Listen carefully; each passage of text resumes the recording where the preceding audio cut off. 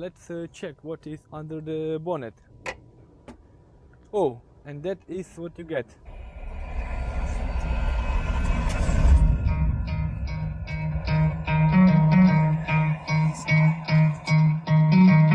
Try to play it, but you're never gonna be me. Look the other way, what I'm doing ain't easy. Bloody hands stained from the people who deceive me. Muddy hands break through the chains, go free me. Looking for change, looking for pain. Pulling a mob, pushing a train. I'll never stop, stick to a lane. Pick up the pieces and go rearrange.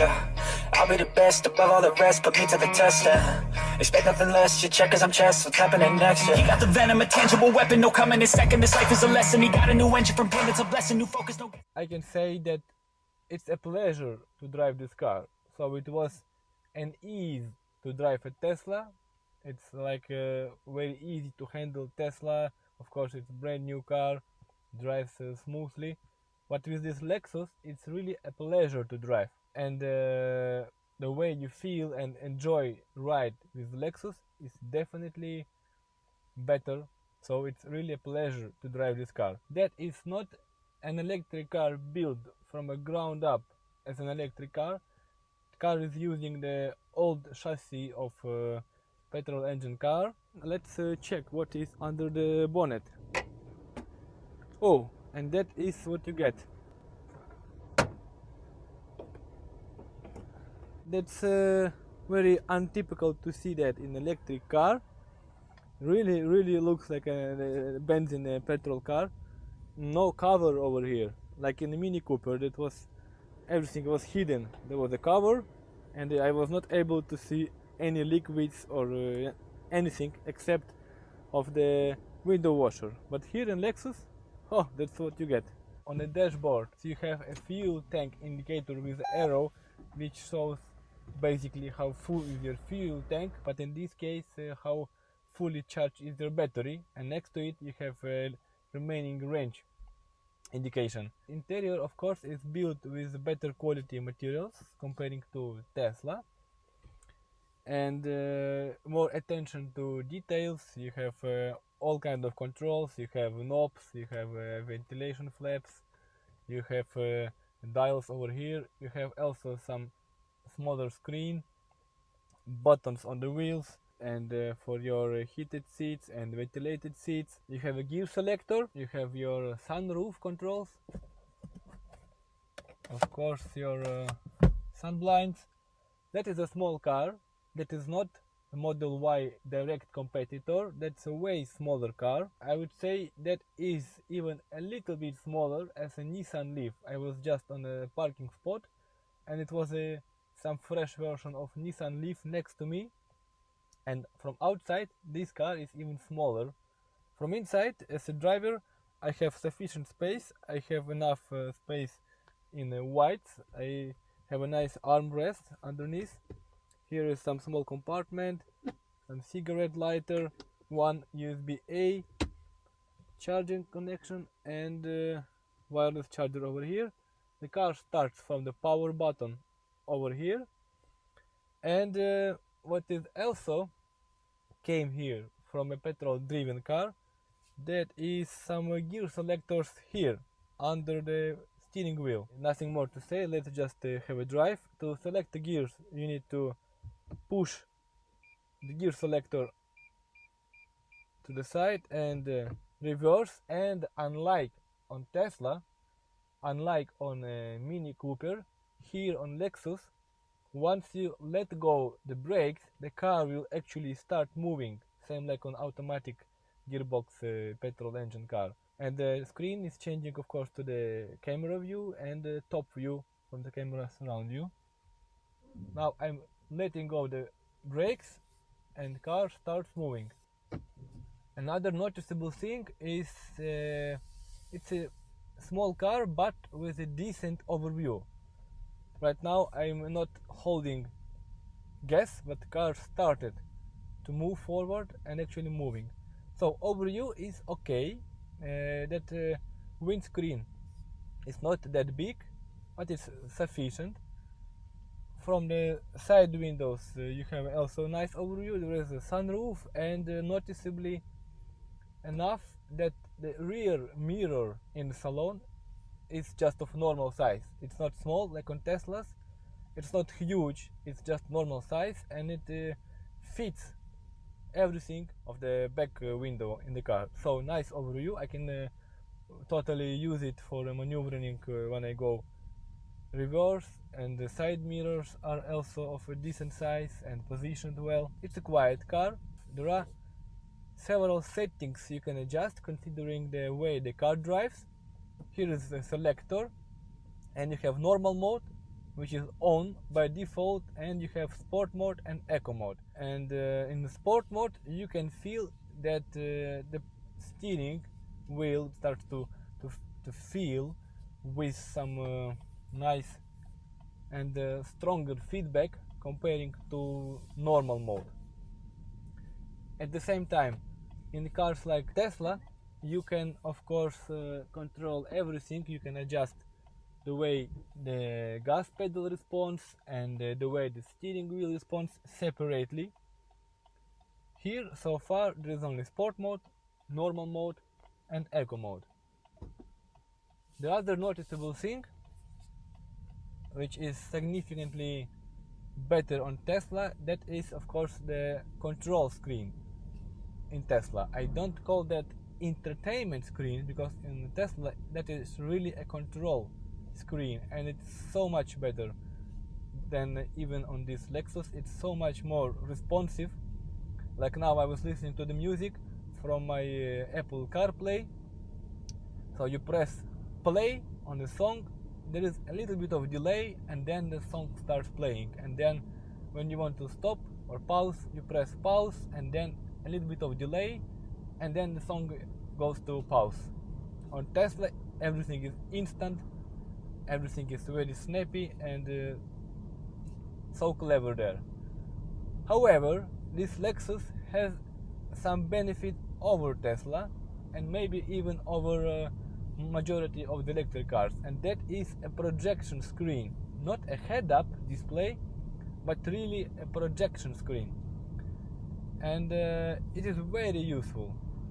It is bright enough to use in the daylight, like I'm driving now, it's 1 o'clock in the afternoon. It gives you also the information about navigation, not only the speed limit and your current speed, but also the navigation. I wish Tesla someday will do that as well. This Lexus has several versions which you can select from basic to medium and luxury. This is the luxury version. This has ventilated seats. I'm using right now low setting, and now that is so ventilated seats are working nicely. I have not tried that on a Tesla, now I'm trying here.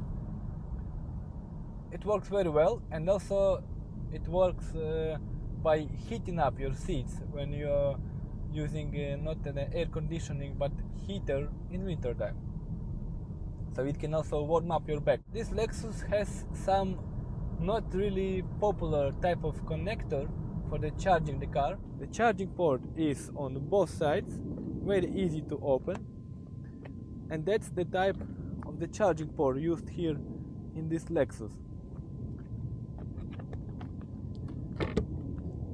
There is surprisingly sufficient amount of space here in the trunk, and there are some hooks. That is my backpack, the charging cable, and some basic tool set.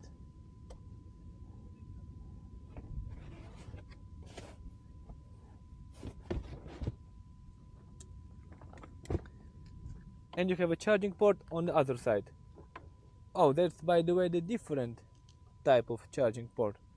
So it's really a versatile charging solution over here. And in Norway it is mandatory to have that type of connector, which this Lexus is using on a public chargers. You can of course get for a separate money a home charger from Lexus, and then a technician will come to your garage and install it. And that costs approximately 1,500 euros. And you can also buy some high quality third-party charger, also designed and built in Norway from Norwegian company, which is really a versatile charger, as I was told by the Lexus representative. And as the research shows in Norway, that only 4% of electric car users actually charge the electric cars in the superchargers or in the public charging stations, and all the rest, all the other 96% are using home chargers. So having this Lexus and charging it at home should be no problem, because the car comes with the charging cable only, and then if you want faster charging at home, then you need to buy separately the charger I was just telling you about. I have just figured out how to engage the regen braking on this Lexus. In order to do so, you need to bring the gear selector down until it shows with the blue sign B, which stands for braking, as you can guess. And then with your under the wheel gear control, like this minus and plus, you can set the level of braking. And to increase the amount of regen braking, you need to use the minus control, not the plus but minus, kind of letting car know that now you want to use the lower gear,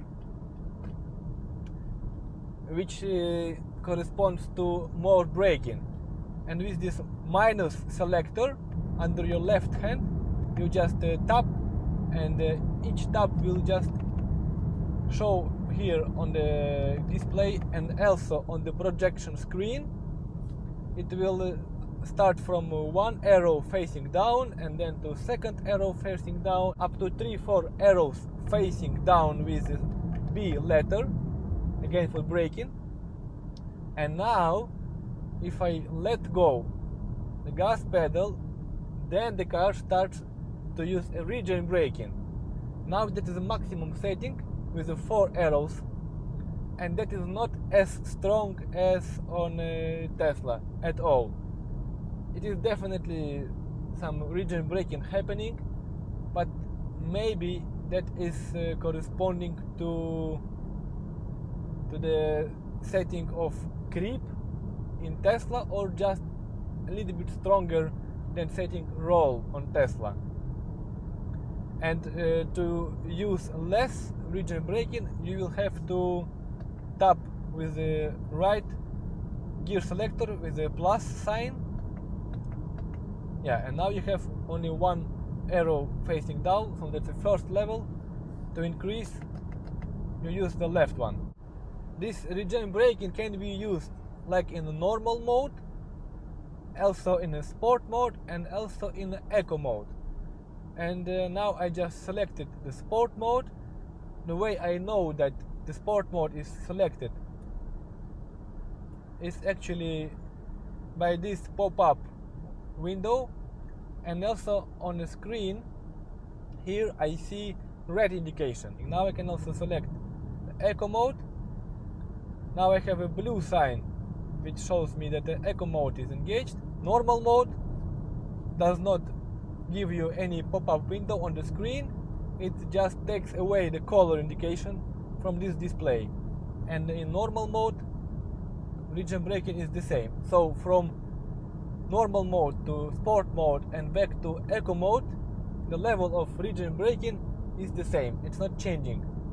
The only way to change that is actually by activating the regen braking mode, and also by tapping minus or plus to select more regen braking or less. Considering space on the back seats, that is what you will get sitting behind yourself. I'm 1 meter 77 centimeters tall. That is my driver's seat. and there is some decent amount of space for your knees, and actually there is also some decent headroom.